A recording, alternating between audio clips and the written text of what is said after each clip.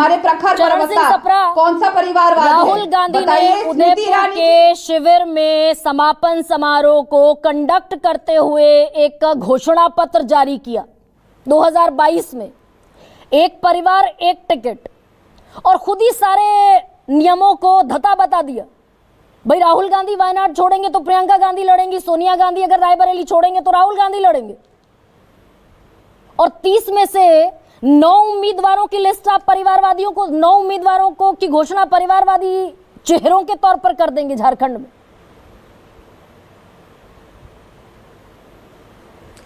देखिए गरिमा जी, बड़े अच्छे तरीके से आपने भारतीय जनता पार्टी की प्रवक्ता से सारे सवाल पूछे और उससे यही निष्कर्ष निकलता है कि भारतीय जनता पार्टी का दोगलापन या दोहरा चेहरा, या फिर आप जिस तरह से कह रही थी कथनी और करनी, या फिर हाथी के दांत खाने के और दिखाने के और। सवाल क्या पूछा था और ये कहाँ पर पहुँच गई, ये पंडित जवाहरलाल नेहरू तक पहुँच गई हैं, लेकिन इतना भूल जाती हैं क्योंकि इनकी नॉलेज जो है वो सीमित है। मुझे पता है कि कांग्रेस का जन्म पंडित जवाहरलाल नेहरू जी के टाइम नहीं हुआ था, 1885 में जन्म हुआ था, और पहले अध्यक्ष जो थे उमेश चंद्र बैनर्जी थे। ये वो पार्टी है जिसके आज तक 62 अध्यक्ष हुए हैं, और 62 में से करीबन 57 अध्यक्ष ऐसे हैं कि जो परिवारवाद से नहीं थे। ये भी इनको बता देना चाहता हूं, शायद इनकी नॉलेज में कमी रही होगी।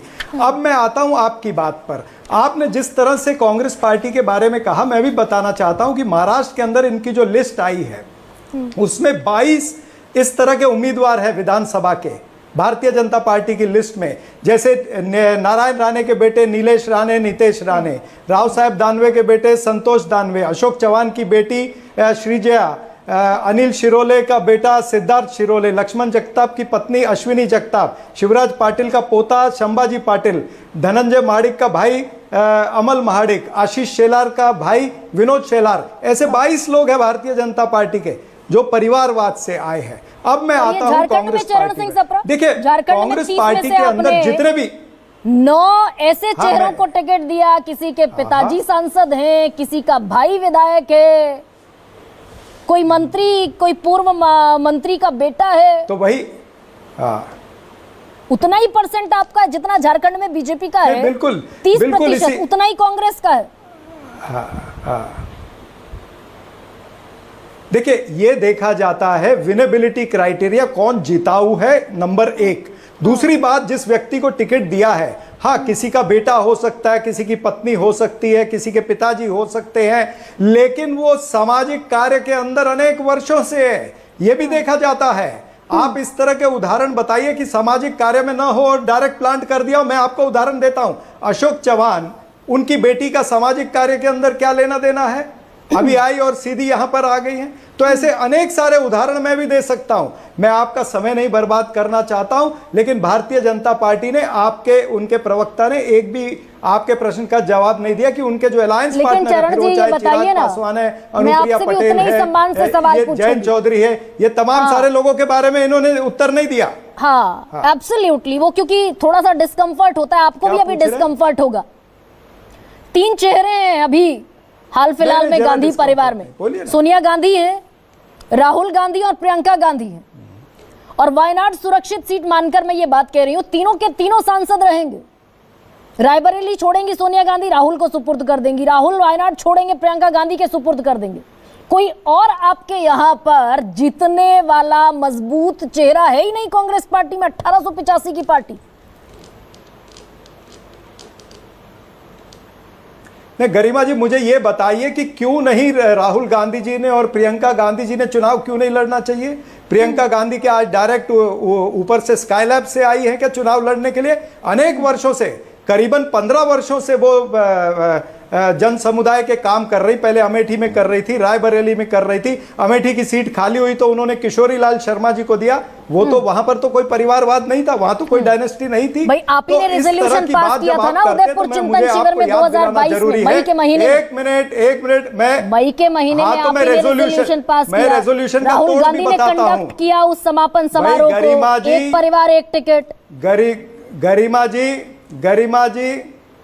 गरिमा जी, ये रेजोल्यूशन सब जो है वो उस परिवार के लिए साइड में रख देने चाहिए जिस परिवार के 2 सदस्यों ने देश के लिए शहादत दी है। उस परिवार ने देश के लिए अपनी छाती पर बम खाए हैं। उस परिवार के सदस्य ने छाती पर 32 गोलियां खाई है। ये वो परिवार है जिसने देश के लिए शहादतें दी है, वो परिवार है जिसने देश के लिए त्याग किया है। वो चाहे पंडित जवाहरलाल नेहरू से लेकर के आज तक का इतिहास देखिए या मोतीलाल नेहरू जी से लेकर के आज घोषणा पत्र जो जारी किया था नासमझी में हो गया था, देश के लिए शहादत दी है। और एक मिनट और अगर पहले मेरी बात सुनिए, मेरी बात पूरी होने दीजिए, मेरी बात पूरी होने दीजिए, मेरी बात पूरी होने दीजिए ना, आप इस तरह से मुझे नहीं काट सकती। जिस परिवार ने देश के लिए बलिदान दिया, जिस परिवार ने सामाजिक कार्य के अंदर योगदान दिया है, उस परिवार के सदस्य अगर एक नहीं, दो नहीं, अगर 3 लड़ते हैं और आज भी देश के लिए समर्पित हैं, आज भी देश के लिए शहादत देने के लिए तैयार हैं, तो फिर देश के किस व्यक्ति को उससे ऑब्जेक्शन है? आप तो यानी कि वायनाड में प्रियंका गांधी के अलावा कांग्रेस पार्टी के पास, कांग्रेस पार्टी के करोड़ों कार्यकर्ता जो है, कांग्रेस पार्टी के पास प्रियंका गांधी के अलावा कोई जिताऊ चेहरा नहीं है। ये यहां से प्रीति सिद्धम, मैं ये मान लूं। और उदयपुर में जो घोषणा पत्र में जारी किया, वो एक परिवार एक टिकट, वो जल्दबाजी में जारी कर दिया था, नासमझी में।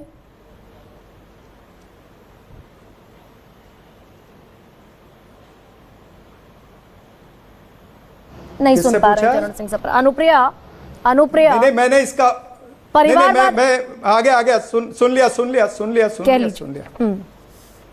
कहिए चरण जी।